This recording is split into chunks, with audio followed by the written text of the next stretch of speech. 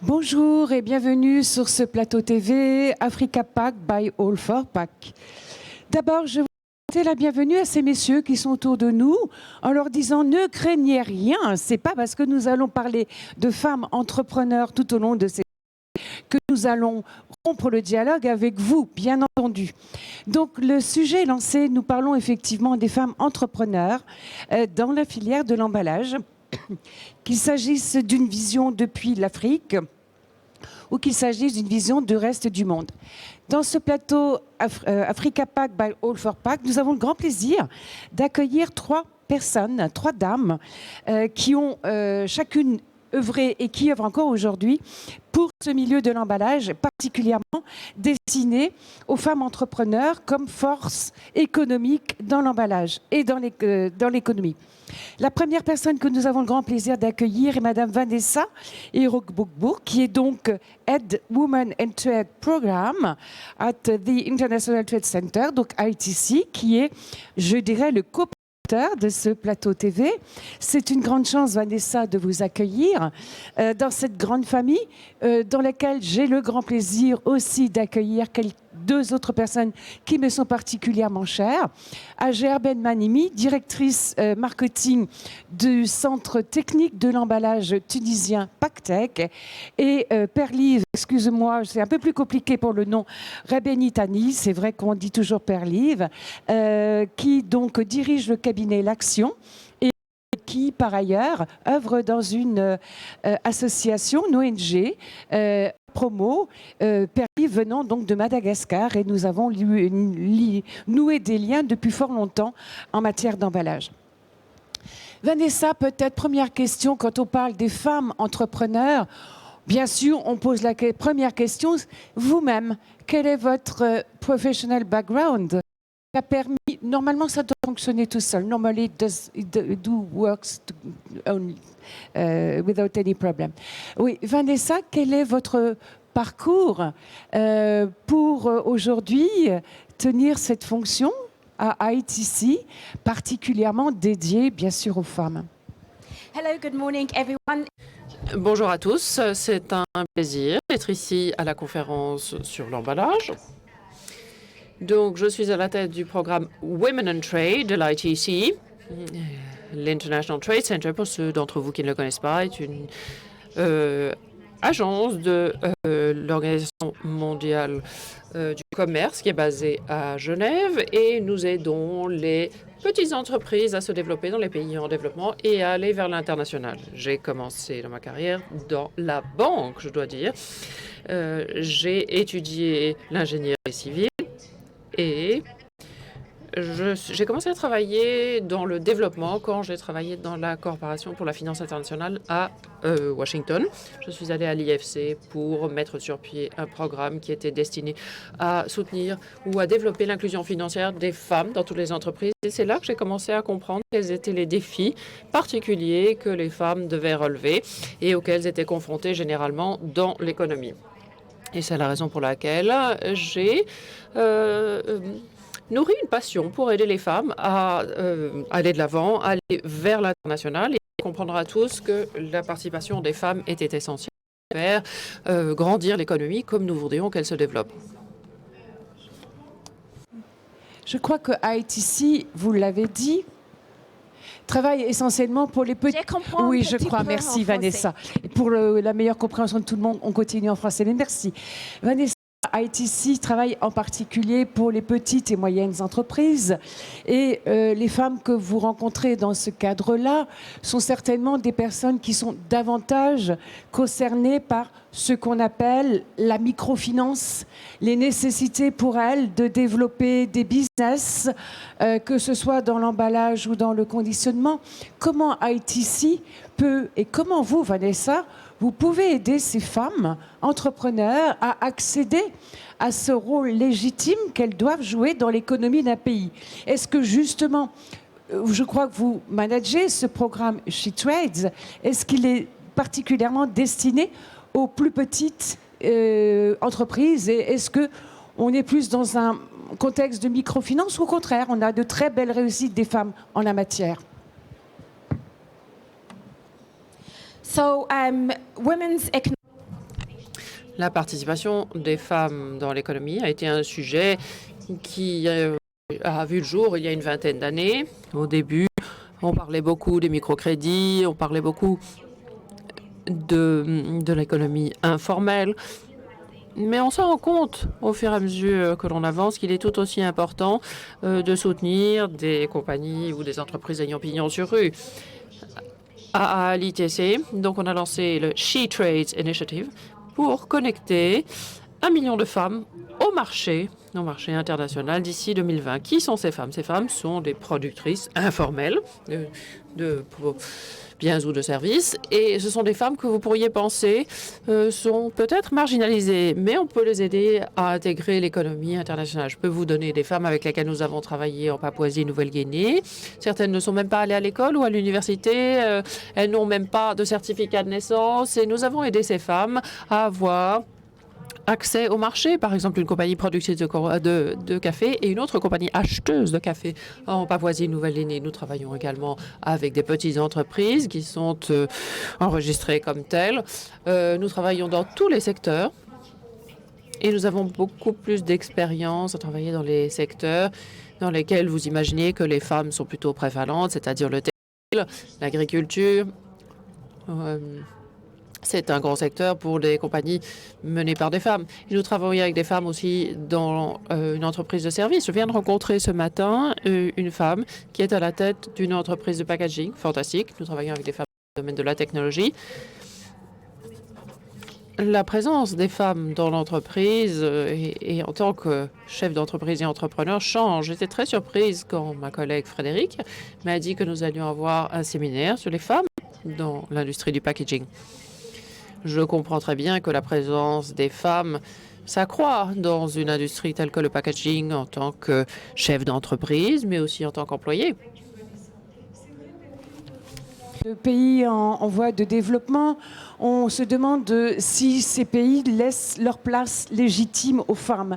Tu es un autre exemple de développement de carrière en relation avec l'emballage. Peux-tu nous dire quel est toi-même ton background qui te permet aujourd'hui de diriger le cabinet L'Action?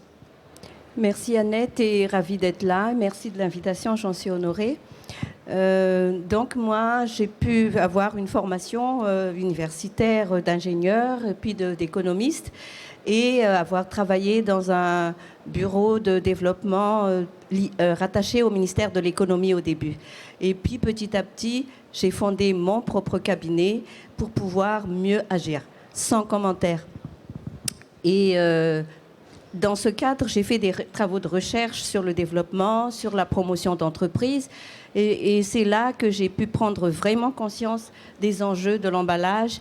Au début, c'était l'accès au marché, les problèmes d'accès au marché, les possibilités à l'exportation, mais même la concurrence sur place, puisqu'il y avait beaucoup de produits importés. Et de plus en plus, il y a eu d'autres thématiques, la qualité, parce que je suis là au nom de l'ONG APROMO, qui elle aussi préside un mouvement malgache, au nom de ce mouvement malgache de la qualité que moi-même je préside aussi. Donc j'ai fondé petit à petit et pour pouvoir mobiliser autour de l'entrepreneuriat et particulièrement autour de l'emballage, qui est une thématique très transversale. On pourra encore en discuter. Oui, pourquoi c'est vraiment, très transversal. je crois que ton approche de l'emballage est bien basée sur la qualité, ce qui peut être d'ailleurs une vision peut-être un peu plus féminine. Et en quoi est-ce que tu peux apporter ce conseil? Et surtout, dans ton activité à Madagascar, est-ce qu'elle est davantage tournée vers les femmes entrepreneurs ou les hommes en général? Parce que est-ce que la problématique, c'est le développement de l'emballage à Madagascar ou est-ce que c'est plus l'aide auprès des femmes en matière d'entrepreneuriat et de qualité de packaging en particulier? C'est pas spécialement les femmes, je dois le dire, mais c'est l'entrepreneuriat en général. Et la thématique packaging que j'intègre dans par rapport à toutes les autres thématiques. Mais je peux quand même dire que les femmes ont plus d'esprit d'entreprise, plus de ténacité. Et pour la qualité, il y a beaucoup d'exigences C'est ça la qualité, c'est le respect de beaucoup d'exigences. Et je dois dire quand même que les femmes s'intègrent beaucoup plus dans la démarche qualité sans vouloir leur lancer des fleurs. Non, mais il faut rendre à César ce qui tient à César et on ne va pas s'en priver. Donc, est-ce qu'on constate justement un peu plus de développement de femmes entrepreneurs dans l'emballage à Madagascar ou est-ce qu'on va plutôt les trouver du côté du conditionnement des produits, comme le disait Vanessa, pour l'exportation, par exemple, de produits agricoles, alimentaires, par exemple? On a fait plusieurs années déjà de sensibilisation, de formation et ce que je peux constater aujourd'hui, c'est cette approche couple produit-emballage qui est beaucoup plus développée et dans leur développement d'entreprise, les femmes sont beaucoup plus aptes à considérer tout de suite le couple produit-emballage dans leur démarche. Voilà un peu les résultats de nos efforts et j'en suis un peu... j'en suis ravie, c'est pas suffisant, mais au moins, je peux vous le dire, c'est un petit constat que je peux partager. Donc c'est plutôt un constat optimiste parce que c'est vrai que dans certains pays, si ce n'est le droit des femmes, en tout cas l'accès des femmes à l'entrepreneuriat est plus compliqué que dans d'autres. À Gers, c'est aussi un grand plaisir d'accueillir Pactech et toi-même sur ce plateau. Bon, c'est vrai que la Tunisie a toujours fait un peu figure d'exception. J'ai moi-même vécu la position des femmes dans l'administration, dans l'industrie est assez forte. Et la preuve, c'est que tu diriges le département de marketing de Pactech. Peux-tu nous donner ton cursus professionnel aussi? Merci Annette d'abord pour cette invitation. Ça me fait très plaisir d'être là. Donc je me présente. Je suis Ager Fenish Benmami. Je suis économiste de formation, mais j'ai également fait des études en marketing. J'ai intégré Pactech depuis sa création. Ça fait 20 ans de ça. Aujourd'hui, l'industrie de l'emballage en Tunisie, je pense qu'elle a atteint sa vitesse de croisière. Nous estimons aujourd'hui avoir atteint quand même un certain niveau. Nous pensons d'ailleurs être présents par un pavillon en 2018 ici.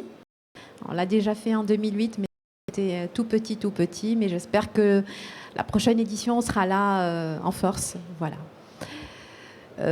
Par rapport à la situation de la femme en Tunisie, c'est vrai que nous avons toujours été, nous sommes quand même assez fiers d'être femmes arabes, femmes musulmanes, mais aussi également d'avoir des droits autant que les hommes, on espère. Et depuis la Révolution, on a continué à nous battre pour garder les mêmes droits. Et je pense qu'aujourd'hui, on a une certaine reconnaissance, d'abord par rapport à tout l'effort que nous avons, que nous présentons à notre pays et que nous continuerons également à le faire. Et par rapport également à la situation qu'occupe la femme également aujourd'hui sur la scène tunisienne. Voilà. Oui, parce que comme tu le disais, à Gers, le statut de la femme est inscrit dans les lois en Tunisie et l'important est de le maintenir, bien entendu. Mais toi-même, est-ce que tu penses qu'il y a un regard particulier quand tu t'adresses aux chefs d'entreprise hommes de l'emballage en Tunisie, puisque Pactech a vraiment porté et continue à porter d'ailleurs le développement de cette industrie tunisienne de l'emballage, autant du côté des producteurs que des conditionneurs. Est-ce que tu penses que c'est un dialogue absolument naturel qui fait abstraction du fait que tu es une femme et que je crois qu'il y a quand même pas mal de femmes aussi dans l'ensemble de Pactech? Ou est-ce que ça change le regard de ces hommes? Et est-ce que toi-même, tu as un regard un peu différent sur cet emballage? Je pense, parce qu'on s'est vraiment battu pour l'égalité homme-femme, donc je pense d'abord qu'on essaye de regarder notre interlocuteur de la même façon que si c'était... Et on espère être regardé de la même façon, soit qu'on est une femme ou un homme, c'est pareil. Donc, quelque part, on est là, on essaye de nous investir à fond et de prouver réellement que nous méritons la place que nous avons. C'est ça l'objectif. Tout à fait. Bon, sans allumer la guerre des sexes, bien sûr, il n'en est pas question de faire une telle chose sur le salon, sans non plus déroger à cette approche genre des Nations Unies. On va profiter quand même de cette table ronde. Mesdames, à votre avis, quelles sont les qualités des femmes entrepreneurs dans le packaging dans les différents pays que vous connaissez? Ah, est-ce que j'ai posé la question piège? Commence. Before I Avant de donner une réponse à la question, tout le monde sait que quand j'attrape le micro, je prends des libertés. Et je voudrais que vous alliez visiter notre site shetrades.com. shetrades.com. Donc, ce sera bientôt traduit en français et en espagnol prochainement. Mais voyez ce qui figure sur notre site, c'est très intéressant. Ça va de la formation à de nouveaux postes disponibles. Voilà, toutes sortes de choses intéressantes. Pour ce qui est des femmes dans les différents pays et des qualités qu'elles ont en tant que femmes, je dirais que dans des pays comme, enfin bien des pays africains par exemple, les femmes entrepreneurs ont vraiment un esprit d'entreprise. Elles sont vraiment innovantes, créatives, dynamiques. Et je crois que cela vient probablement du fait qu'elles ont dû surmonter des difficultés pour arriver là où elles ont. J'ai lu récemment qu'au Nigeria, 30% des femmes ou des filles entre 15 et 19 ans sont déjà mariées. Et dans toutes les économies du monde, les femmes font 2 fois plus de travail non rémunéré que les hommes. Donc, devoir combiner la vie ou le travail à la maison et leur activité professionnelle, si elles en ont une, elles doivent trouver des solutions et être plus efficaces. Pour ce qui est des caractéristiques techniques, nous voyons que les entreprises généralement dirigées par les femmes sont généralement plus petites, sont moins internationales, donc il n'y en a que 20% qui exportent. Seulement une des 5 de 5 compagnies que nous avons interrogées exportent à l'international et elles sont dans des secteurs moins profitables. Mais la bonne nouvelle, par ailleurs, c'est que les femmes, quand elles sont chefs d'entreprise, emploient plus de femmes et contribuent aussi bien à l'économie que à la réduction de la pauvreté et au développement. Donc les femmes investissent plus de leurs gains dans des domaines liés à la famille, à l'alimentation et qui a des implications considérables pour le futur du monde. Valable sur l'ensemble des pays. Donc on voit bien ces qualités des femmes à développer et cette stabilité qu'elles peuvent apporter dans le monde du business et dans la stabilité des pays eux-mêmes. Agère, Père-Liv, je pense que vous partagez cette opinion, la qualité des femmes, mais par rapport à peut-être Madagascar en particulier, ou c'est plus compliqué peut-être sur la Tunisie, ou plus simple au contraire, quelles seraient au contraire les choses sur lesquelles on pourrait aider le développement de ce entrepreneuriat féminin? Est-ce que toutes les femmes, les jeunes filles, peuvent accéder aux fonctions, à l'enseignement? Je crois que Vanessa nous a dit que ce n'est pas tant un problème d'éducation, mais est-ce que parfois on n'a pas ce problème? Ensuite, c'est plutôt un problème culturel de permettre aux femmes très éduquées d'un point de vue technique, économique ou autre, d'accéder à des postes de développeurs et d'entrepreneurs. Je voudrais noter un petit point que j'ai oublié tout à l'heure. Personnellement, donc, j'ai pu avancer grâce à des partenariats. Et je veux noter en particulier que j'ai eu un partenariat avec l'IFEC et avec Annette en particulier. Et je crois que ça, c'est un avantage pour les femmes en général à Madagascar, cette capacité d'arriver à approcher les autres, à vouloir tirer profit des expériences, partager. Et chaque fois qu'il y a des opportunités, les femmes sont beaucoup plus prêtes à être... elles sont plus à la veille des innovations, plus créatives. Et c'est dans cette démarche, je crois, qu'on peut développer l'entrepreneuriat. Personnellement, je travaille beaucoup dans l'entrepreneuriat en général et je constate que les femmes ont plus cette aptitude transactionnelle, relationnelle, qui lui permet d'avancer. À Madagascar. Tout à fait, de conserver son relais. Est-ce que c'est ton opinion aussi, Agère? Ou y a-t-il au contraire des choses à changer encore? Absolument, je pense que c'est vraiment, on s'aligne sur un petit peu sur l'idée que vient d'avancer Père Liv. Donc également du côté des femmes tunisiennes, elles sont là, elles avancent et réellement elles se comportent dans une entreprise comme si c'était vraiment leur maison, leur famille, et elles s'investissent à fond. Une femme, c'est ça sa qualité. Donc, dans tout ce qu'elle entreprend, c'est vraiment ça. Alors, il y a des gens qui disent que c'est aussi notre défaut de nous engager à fond dans ce que nous faisons, mais je crois que, et en plus dans l'emballage, on ne peut pas le faire sans passion, sinon on change de métier. Je vous remercie beaucoup, Vanessa Ager, Père Liv, d'être venue jusqu'à nous pour nous expliquer ce rôle des femmes dans l'entrepreneuriat. Et encore une fois, j'en suis moi-même absolument persuadée, c'est un des piliers de développement des pays dans le monde. Je vous remercie. Je vous convie, vous qui êtes assis autour de ce plateau, à ne pas le quitter.